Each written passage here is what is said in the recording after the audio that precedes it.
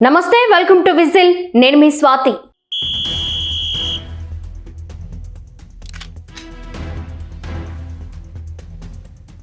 వైఎస్ఆర్సీపీ హయాంలో పోలీస్ శాఖలో తిష్టవేసి అనేక వ్యవహారాలు చక్కబెట్టుకున్న నిడిగుంట అరుణ అరాచకాలు విజయవాడలోనూ సాగాయి. ఎస్ఐ అంగన్వాడీ ఉద్యోగాలు ఇప్పిస్తామని డబ్బులు తీసుకుని మోసం చేసిన వ్యవహారంలో సూర్యారావుపేట స్టేషన్లో రమేష్ బాబు అనే వృద్ధుడిచ్చిన ఫిర్యాదు ఆధారంగా కేసు నమోదు చేశారు. దీనిపై పీటీ వారెంట్పై నిందితురాలు అరుణను విజయవాడలోని కోర్టులో హాజరుపరచగా రిమాండ్ విధించడంతో తిరిగి నెల్లూరు కారాగారానికి తరలించారు. ఆమె చేతిలో మోసపోయిన పలువురు బాధితులు ఉన్నారని భావిస్తున్నారు. ప్రస్తుతానికి ఈ కేసుకు సంబంధించి ఒక్కరే ఫిర్యాదు చేశారు. 2021లో తాను డీజీపీ కార్యాలయం బయట బంగారు అలియాస్ రజనీకాంత్ను కలిసి తెలిసిన వారికి ఉద్యోగాలు కావాలని అడిగినట్లు ఫిర్యాదుదారుడు చెప్తున్నాడు.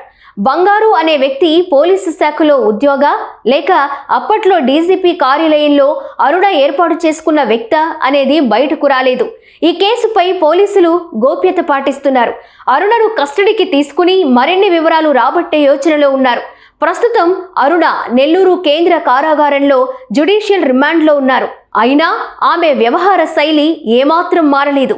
విజయవాడలో కోర్టుకు తీసుకొచ్చిన సందర్భంలోనూ ఫిర్యాదుదారుడి పట్ల దురుసుగా ప్రవర్తించింది. నేను బయటకు వచ్చాక నీ అంతు చూస్తా, నిన్ను నాశనం చేస్తా అని విరుచుకుపడింది. తాను జైల్లో ఉన్న ఓ ఎస్ఐ ద్వారా తనకు అన్నీ తెలుస్తుంటాయని హెచ్చరించింది. గూడూరుకు చెందిన బుల్లెట్ బాబు అలియాస్ ఉదయ్ భాస్కర్ పై అక్కడ పలు కేసులున్నాయి. ఇతనితో కలిసి ఈ కేసులో అరుణ డబ్బులు వసూలు చేసింది. ఎస్ఐ అంగన్వాడీ ఉద్యోగాలకు అరుణ, ఆమె అనుచరుడు బుల్లెట్ బాబు విజయవాడలో విడతల వారీగా 24.50 లక్షలు తీసుకున్నారు. ఉద్యోగాలు ఇప్పించమని తనను ఆశ్రయించిన వీరులపాడు వారి నుంచి డబ్బు తీసుకుని అరుణ ముఠాకు రమేష్ బాబు ఇచ్చినట్లు తెలుస్తుంది. వైఎస్ఆర్సీపీ హయాంలో నెల్లూరు జిల్లాలో ఆమె హవా నడుస్తుండటంతో రమేష్ బాబు ఆమెకు వ్యతిరేకంగా ఫిర్యాదు చేసేందుకు సాహసించలేదు. ఇందుకు వీరి బెదిరింపులే కారణం.